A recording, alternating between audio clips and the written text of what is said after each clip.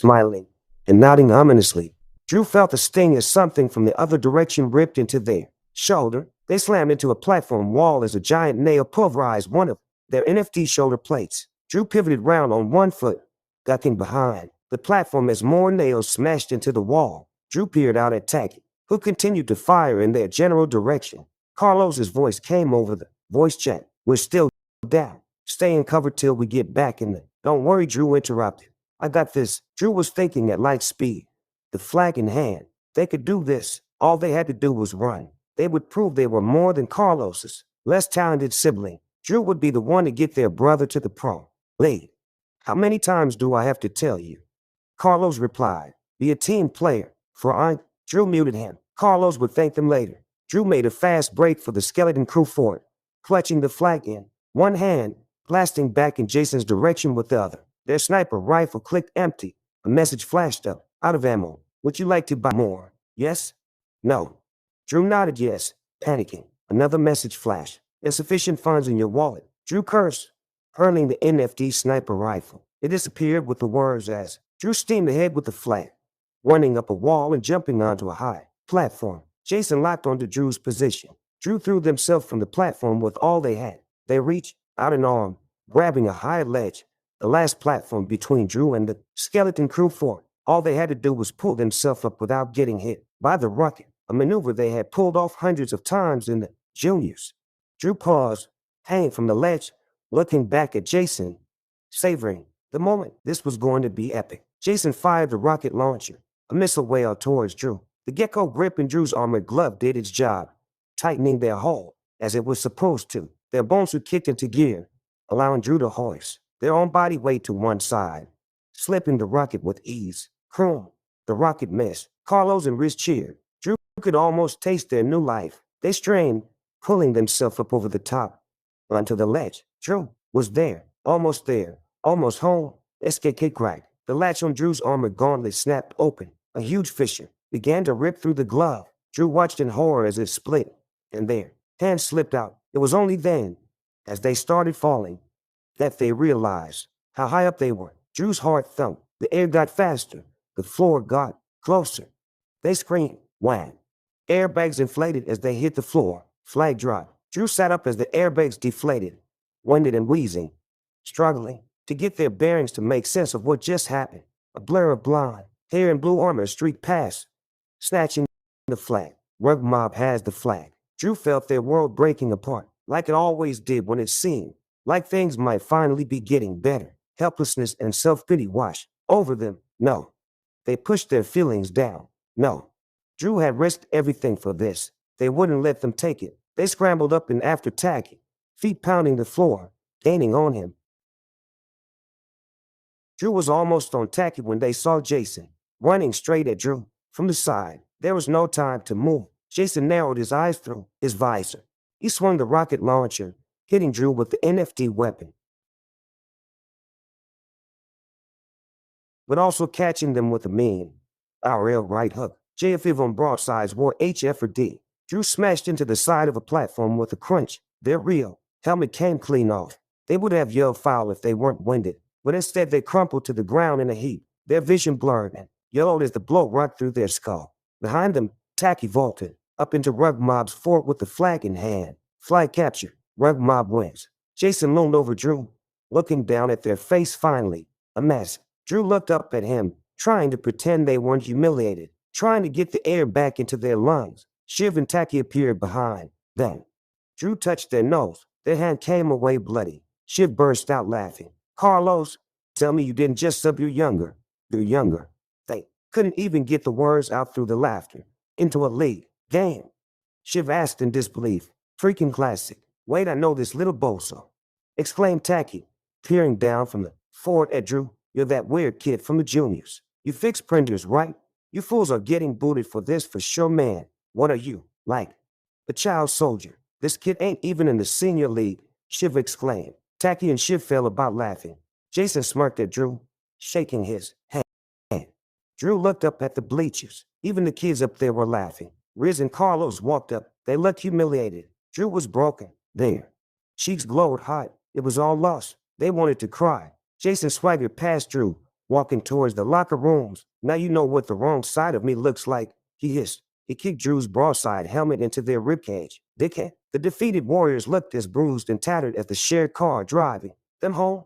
They crawled along with the rest of the evening, rushed past the San Francisco Bay. Cars drove themselves together in formation like synchronized swimmers, perfectly optimizing traffic flow. Carlos supped on one side of the pod with his arms folded. Riz sat next to him. Drew slouched on the opposite, seats facing them. What your coat was bumping 3D bass at low volume. Snares crackled through the car's tinny speakers. Mr. Delaz, the biggest MC in 3D bass, was on the mic, riding the undulating bass lines. They stared out the windows into Lumino West or at the floor, anywhere but each other. Drew looked out at the traffic. Vehicles moved in quiet concert, electric, motors giving off a low static hiss. They looked like clusters of moving buildings, some private, some shared cars. The heads rolled in pods that were extensions of their lives. Some looked like offices, where one last conference call was happening on the way home. Others resembled luxurious living rooms, gyms or yoga rooms, tiny, meticulously designed spaces of calm. Many had their windows tinted. The have-nots occupied the slower lanes, traveling and resting. Dented shared cars. Drew held up their broken broadside glove like a dead rat. They looked at the others, breaking the silence they felt responsible for. I'm telling you, man, it's a major design fault, Drew said, examining the shredded mint. Too much pressure at the wrong angle. Someone could get killed. PSSH. I can't even afford a new pair now. Well, guess what? You don't need a new pair, said Carlos, glaring at Drew. Costner were banned from the league. Genius. Drew sat back with a huff, tossing the glove on the seat. Riz looked at Drew, then at Carlos, her eyes soft. All things considered, Drew, I actually thought you did okay for your first league game, Riz said. Drew smiled at Riz. She always saw the best in people. Drew wasn't, like, down bad, but they had a crush on Riz as long as she and Carlos had been friends. Yeah. Carlos said to Riz, you want to go play in the juniors too? Riz shook her head. Drew bit their lip and looked away. It wasn't Drew's stupid idea to sub a junior into a league game on a noob account. They had done their best, but Drew knew there was no point arguing with Carlos when he was mad. He shook his head. Whatever. We've got bigger problems now, he said, slumping into the seat. I figure we have maybe a week before we get evicted. Carlos had been banned from flex work long ago, ditching the play. Broadside was a habit Drew had picked up from him, and they both knew they couldn't count on their father to make rent. As usual, they would have to figure something out. Drew felt awful. They had bet everything on this game and lost. Yo, I can ask my parents if we can help, Rich said. Nah, bro, come on, Carlos said, tapping his friend's shoulder. You guys don't have it much better. We gotta figure this out ourselves. Drew tried to clear their mind. They had to think. They looked out of the window at a glowing, floating video at the size of a billboard as the traffic ground to a halt. In the ad, an actor poured a bag of what looked like iron filings into an open 3-dome. A soothing voice floated from the advertisement, wafting in through the car's tinny speaker system. Tubular, said a smooth, confident voice. The strongest carbon nanotube compound ever created, only from Proto. The actor hit a button, looking satisfied the way only people in commercials can. The machine came to life. Nozzle squirted liquid metal, fusing it together in layers. A wrench was taking shape. Drew stared absent-mindedly at the ad, grateful for the diversion. Then, frown. I put some of that in a printer in Pack Heights yesterday, Drew said. It's hella tough. Carlos looked across at Drew. Drew reached out and beckoned the digital image of the wrench towards them into the car. They tapped the wrench and it exploded into the molecular structure of tubular. They turned it around in their hands, admiring it in the Lumino display. Imagine if we could make some gloves out of this, Drew thought out loud. We could print like military-grade bone suits. Carlos rolled his eyes. The traffic eased and they started to crawl forward. Riz looked at Drew, thinking, how would we do that? She asked, you have to get into the design files.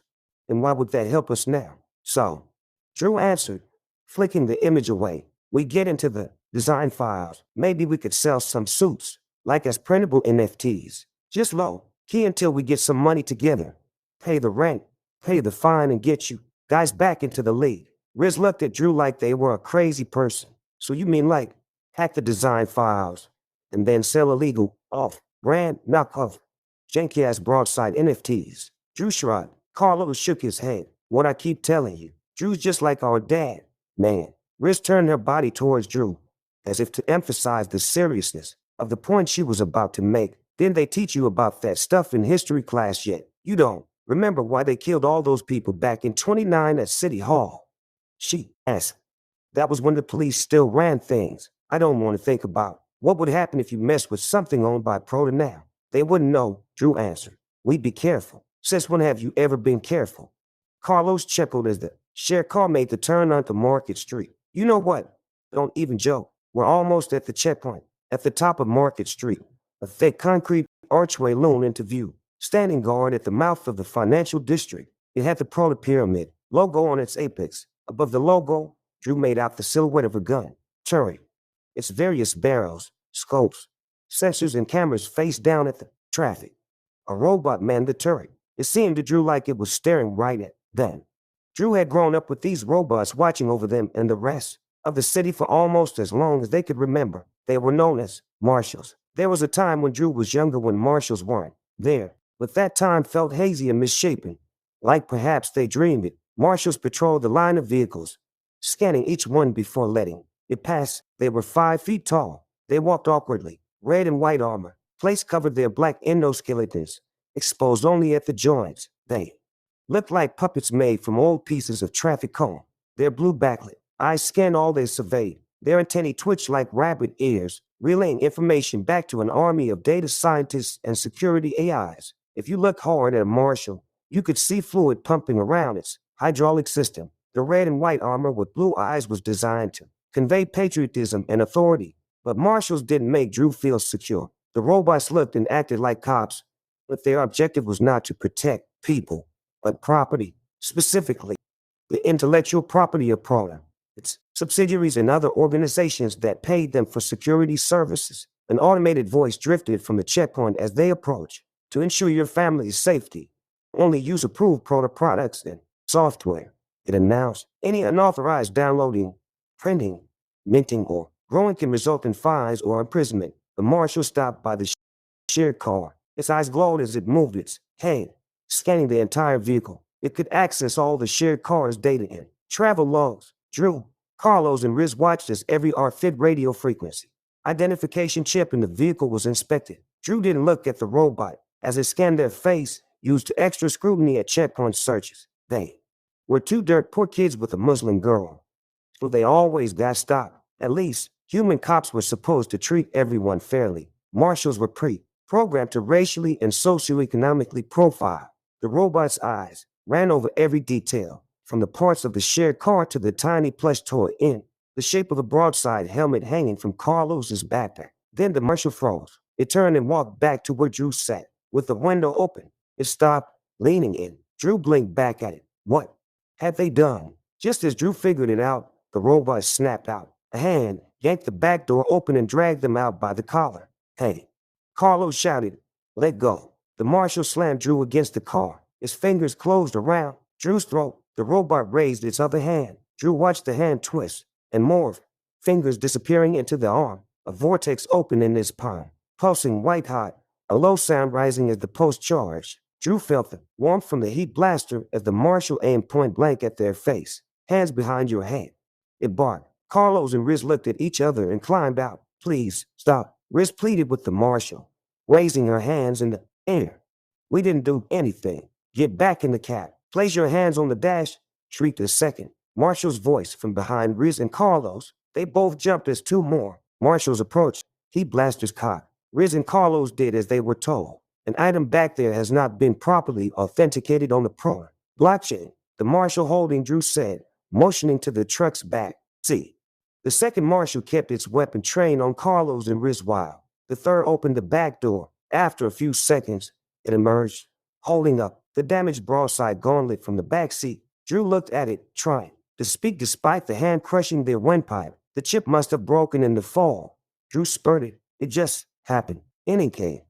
I swear. The marshal processed this for a few seconds, looking at Drew, getting information from somewhere or someone else. Finally, decision made.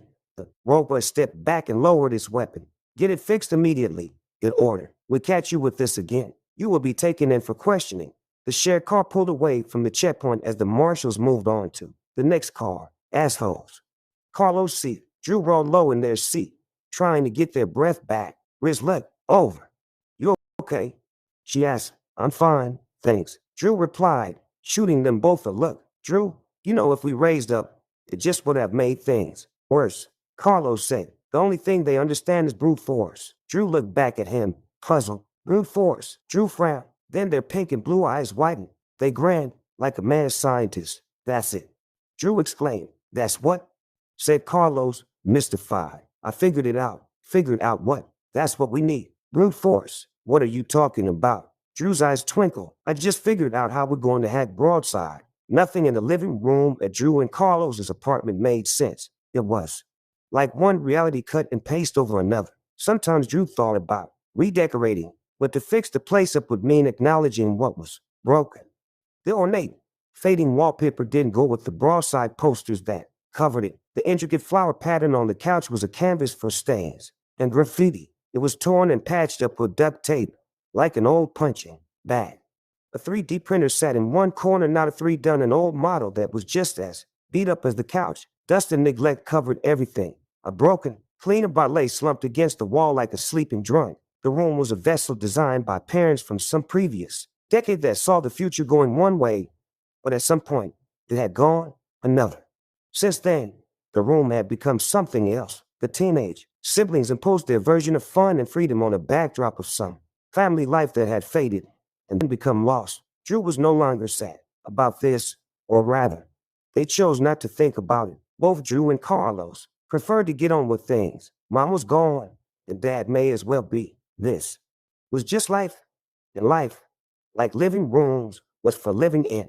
Drew sat cross-legged in an old office chair, a rickety antique vanity. The desk looked like it was designed for young debutante, but there was no makeup or perfume in sight. Instead, plates of Broadside armor were strewn across it. It was more of a workbench than anything else. Bottles, cartridges, and coils of 3D printer filament covered it, and a lot of the floor, too. A cluster of glowing screens orbited above. Drew conducted the orchestra of images and code voluminous with their thoughts, eye movements, and hand gestures. The only screen that didn't have Drew's attention was the largest one in the room. It was floating a few feet in front of Carlos and Riz, who were kicking back on the couch watching the news. The president made a surprise stop at Pro HQ today. The anchor garbled, meeting with CEO Sam Core and other executives, but not everyone was there to celebrate. On screen, a crowd of chanting protesters stood outside the huge glass pyramid downtown. Fists pounded the air. A man with coffee-colored skin bellowed into a bullhorn. He looked out at the crowd through thick spectacles. His long dreadlocks shook as he spoke. He looked battle-weary from years of protesting, yet undeterred. Demonstrators gathered outside, continued the reporter, demanding, as they have for years, that the president sign the ACRA protocol, which they say would guarantee all Americans free energy, food, and basic resources. But it's a move the White House opposes. ACRA has also received strong opposition from Proto and companies like it. Drew turned and looked at the news story. If they gave us free energy and all that crap, it'd be a lot easier for folks to make rent. Riz remarked, cracking her knuckles. Never gonna happen, Drew replied. Riz reminded Drew of Mom, always talking about protests and revolution. It was irritating. It wasn't the ideas Drew didn't like, it was the idealism. Their mother had tried to change the world for the better. Now she was gone, and things were worse. The way Drew saw it, there was no point trying to look after anyone else but yourself and your family. Riz looked at Carlos. You sure your dad can't help? Drew's face tightened at the mention of his name. He's not answering. Last thing he said to me was he'd be back Monday. Carlos mumbled without looking away from the screen. This was what Dad always told them just before heading out on a metaverse binge. That could last days or sometimes weeks. It was weird to Drew that people used to think the metaverse would change the world and make everyone more connected when they invented it. Sure, the AR stuff, Broadside and all, was great, at least some of it, but the only thing the more immersive stuff like VR had replaced was opioids and black door heroin. When their dad went out on a binge, he always came back broker, sicker and angrier than before. Drew had loved him so much when they were young. Now there were days when Drew wished he wouldn't come home at all. Riz nodded. You know, my cousin Lelingo had a problem going deep in the metaverse and whatnot. You started going to VRA meetings. I'm not saying your dad has. Life is dad's problem. Carlos interjected. The metaverse is just how he deals with it. Drew didn't want to think about dad now. They looked back at the news. The cameras cut to a phalanx of marshals plowing into the protesters. Outside Pro HQ, Drew used to search for Mom's face in crowd shots like this, but not anymore. The marshals fired. Hot bolts of energy rippled through the air, mowing protesters down. Marshals came fitted with ADS active denial system heat ray guns. They fired high radiation beams that made you feel like you were on fire. They didn't harm skin, clothes, or, allegedly, cause any long-term effects. Drew had never been shot personally but was there when a marshal lit up 3 of their friends up outside school a few years back. Drew would never forget the way they screamed. A protest spokesman said marshals were forced to step in and end the demonstration when the crowd turned violent. The protesters fled. Mostly they were students in jaw masks and ballers, and a handful of old hippies like the guy with the bullhorn. A few wore a symbol of a hand with an eye in the middle on their shirts. Some who had been shot were hysterical. Others writhed in agony on the ground, as if burning. None looked like they had turned violent. Carlos shook his head. Drew knew he didn't like to talk politics any more than he liked talking about mom or dad. It was all more personal in their house. He looked over at Drew and the quill screens. Yo, I still don't get what you're doing, he called over. But I know it ain't gonna work. I told you it's called a brute force attack. Drew replied. Real old school move. It's this app dad made that runs through random letters, numbers, and characters until it finds the right password. I use it at work. Sometimes, when it takes ages and only gets you so far, you can't brute force. The master settings on anything pro that makes the hashes are too long. So, I took the brute force app dad made and modified it a little so it makes copies of itself and runs from a lot of different places at once. Then all those dApps, daisy chain and working together can go faster. So you're trying to brute force the Broadside network. Riz interrupted. Get in and change the designs. Right? Drew nodded. If I can brute force the Broadside software, get admin access and connect it to a brute force printer, we can design, modify, and print all the Broadside gear we want. Oh, fantastic, said Riz. And next we start selling illegally modded, mint and print NFTs. And then, obviously, go to jail for the rest of our lives. Drew shrugged. You got a better idea. Carlos narrowed his eyes. Don't you think 1,000 people tried this already? Genius. That's what's messed up. I can't find anything new on this type of thing for years. It's like it all just stopped. Riz looked over at Drew. People probably got scared after the 29 massacre, she said, raising an eyebrow. Maybe you should get scared too. Drew looked back at her with a smile. Right now, all I'm scared about is making rent. They said, we'll worry about it in the morning. Carlos replied with a yawn. He glanced at the time and then at Riz, who was still staring at Drew. Carlos nudged her. Dude, the game's starting. Riz looked back at the screen, changing the channel. A stadium boiling, with fans replaced the writhing protesters. A professional Broadside game was beginning somewhere sunny. It looked like a World Cup final. Good evening and welcome to Broadside. Beginner Sports. Commentator, brought to you by Pro. Tonight, the U.S. takes on Brazil, right here in Rio. Carlos and Riz relax, consumed by the Ultra HD experience, enveloping them. Brand-sponsored player stats and the shiny logo covered bombsuits of professional players filled the screen. It was every Broadsider's dream to make it here someday. The troubles of the day washed away as the pregame build-up began. Drew glanced back at Riz and Carlos. Their eyes began to close as commentators and pundits weighed in on tonight's action.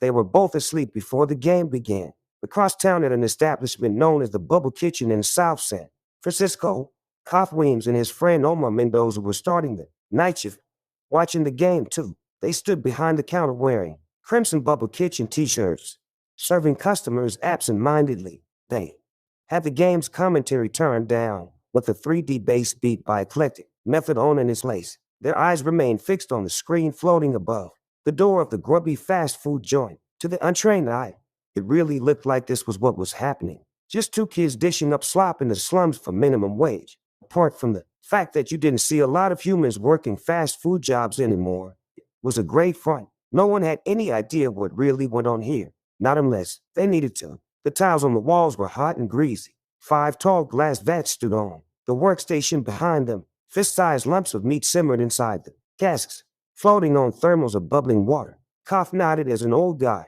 came in to pick up an order. He turned to grab the food while Omar stepped around him to ring the old guy up. Some people thought Koff and Omar were brothers. Koff liked this, and not just because he'd always wanted a brother.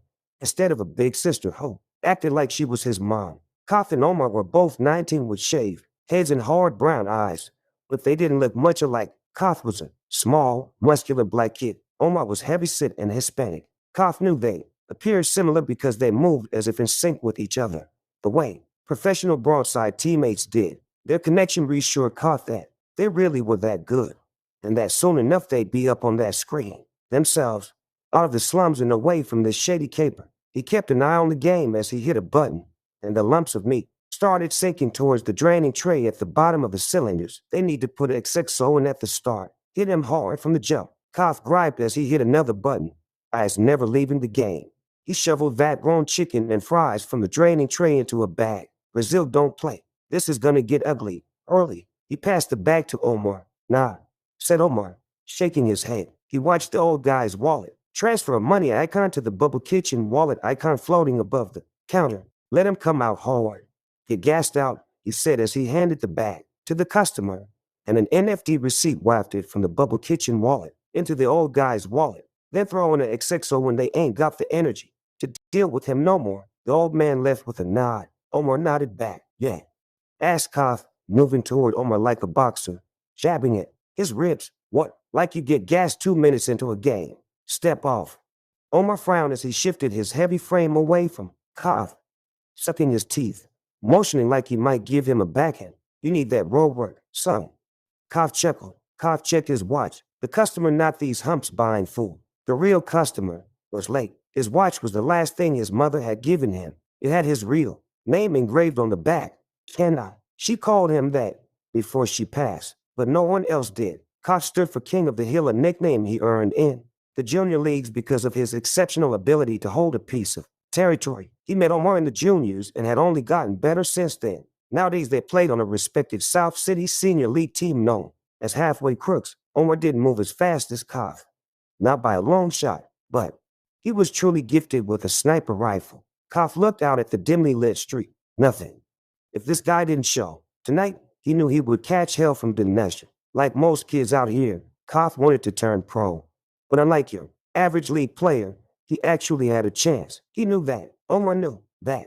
Hell, every Broadsider in South City knew that. Only person who didn't seem to get it was the person calling him again right now, his older sister, Michelle. What up? Koff answered. I've been trying to reach you all day, Michelle complained, appearing in front of Koff. You avoiding me? Nah, Koff replied defensively, turning his camera off.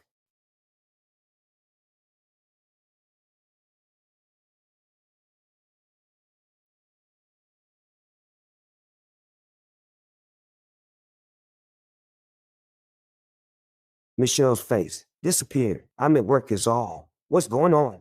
Koff had to get rid of his sister before the customer arrived. Omar, sensing the need for privacy, took a cloth to the glass cylinder at the other end of the counter. Good news. There's a job opening on the cranes, Michelle said to Koff. Trainee level. I told the boss you would apply. He said he'd take a look. Koff rolled his eyes, turning a dial on the empty cylinder in front of him to a setting marked medium rare. The cylinders were known as vitro vats. They create food using in vitro technology, growing meat or produced from strands of DNA. Bubbles filled the liquid inside the cylinder. Small pinkish lumps appeared in the churning liquid. They grew into juicy steaks in seconds, grinding off with a sizzle in the rippling spew. Look, I appreciate it, sis.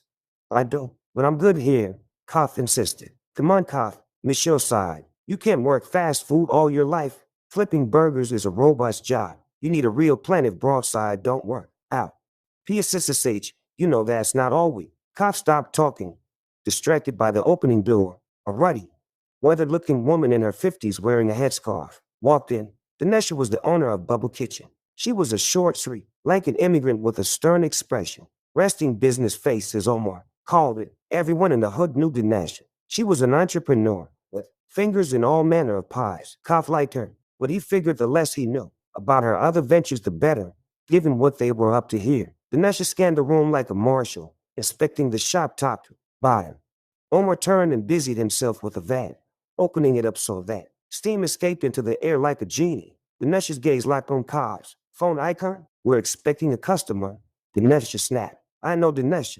I'm sorry, my bad, family matter. Koth motioned to the phone icon. He cut his eyes over to a small doorway at the back of the shop with a restroom sign above it. Everything said we're ready. Dinesh gave a short nod as she marched towards the door at the back of the room and went into the restroom.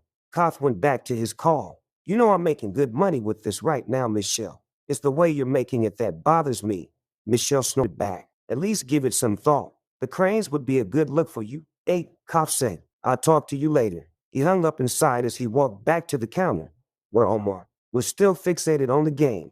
Everything good? Asked Omar. Yeah, you know, said Koth. Michelle thinks she's my mom. Usual stuff. Omar considered this for a second. She did raise you. Koth turned and squinted at him. Oh, so now you want me to go work the cranes too? Nah, Omar replied. I got respect for Michelle is all. Stepping up like she did with you, holding that job. My brothers ain't like that. The door opened again. A pasty young guy hobbled in on crutches. There was a metallic stump where one of his legs should have been. He looked around, unsure of himself and his surroundings. I'm sorry, he stammered. I think I have the wrong what? What is it you think you have? Koth squinched his face up, folding his arms. They always gave people a hard time when they came in. All nervous like this, it helped calm them down. Of course, they were right to be nervous, given what was about to happen. The guy blinked. Koth and Omar stood like a wall. I was told to say, I'm here for the delivery. Koth and Omar relaxed. Just messing with you, bruh, smiled Omar, waving the man inside. Koth opened the door at the back of the shop. Right this way. The guy relaxed and nodded. He followed Koth to the door at the back of the shop, into the dingy restroom. Dinesh was nowhere to be seen. Koth locked the door behind them and turned to face the pasty-looking customer. You got the funds? He asked. The guy nodded. You a cop? Koth snarled, his frown reappearing. The man shook his head vigorously. Koth always hated this moment. He didn't think this guy was a cop. But one day, it could be. He liked this gig because it kept days free for Broadside and paid well enough to keep him in NFT ammo and armor, something a job on the cranes wouldn't do. But if he got caught, the only place he'd be playing, Broadside, was in the San Quentin State Prison League. But this guy was legit. Koth was like 85% sure. So he took a breath and opened a wallet icon in the air. The man on crutches nodded and transferred his money. 3 ETH appeared in the register. Thank you for coming to Bubble Kitchen, said Koth with a smile. The wallet disappeared and Koth turned, walking over to the toilet. He banged his fist twice on the wall. An electric motor whined, and a section of the wall slid open. Koth ducked into the narrow doorway and dipped down into a dark tunnel.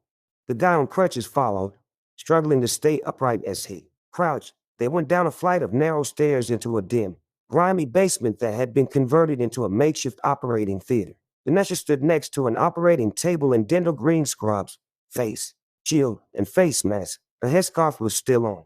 A masked nurse, Kim, prepared a selection of tools on a bench next to Dinesh. Various medical readers bobbed around them on displays. Dinesh nodded at the man as she snapped on surgical gloves, her face all business as usual. Behind them, in a vitral vat larger than the ones upstairs, the human leg, with the same skin tone as the man on crutches, was taking shape. It danced in the bubbling water as it grew. Drew turned from the patchwork of screens as Carlos stirred. He looked around, bewildered, like he'd been asleep for hours. Drew smiled at him. He smiled back as he rubbed his face. Drew knew he wasn't really that mad about the game, but seeing him smile was reassuring. As much as Drew did like being in his shadow, Carlos was the most important thing in the world.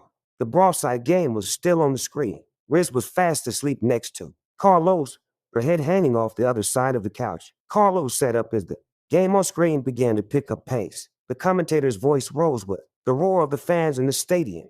And it's an XXO for the win, exclaimed the commentator. The world's #1 Broadside player has the flag. He makes this and Team USA advances to the semifinals. Carlos stood, wiping his eyes, taking in the game.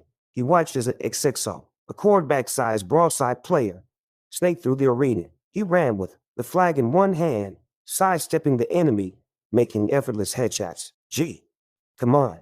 Carlos cheered. Riz woke up with a start, rubbing her eyes at the screen as the XXO stormed home, capturing the flag. Gee, Carlos shouted, punching the air. That's how you capture a flag.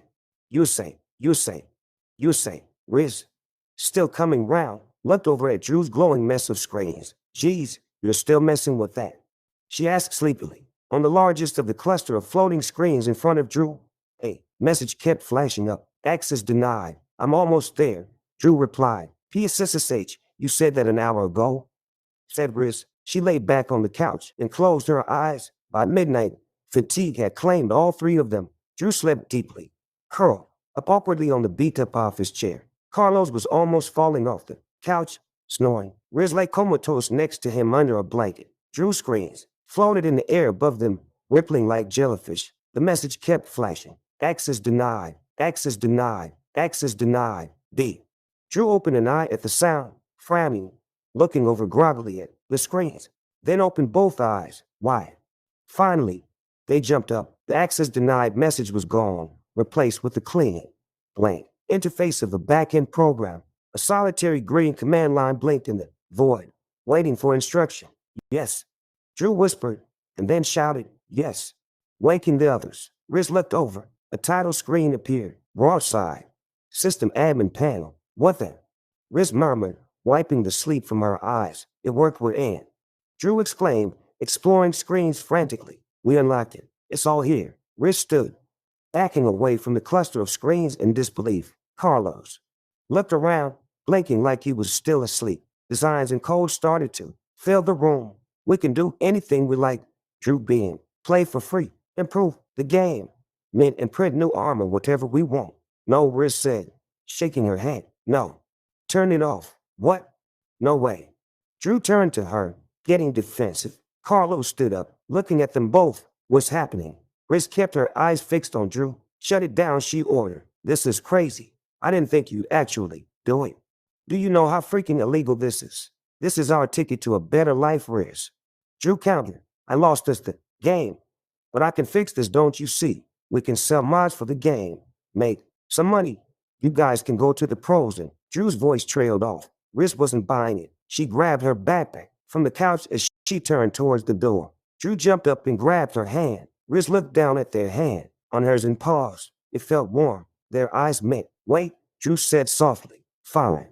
I'll turn it off. I don't want to go to jail, either.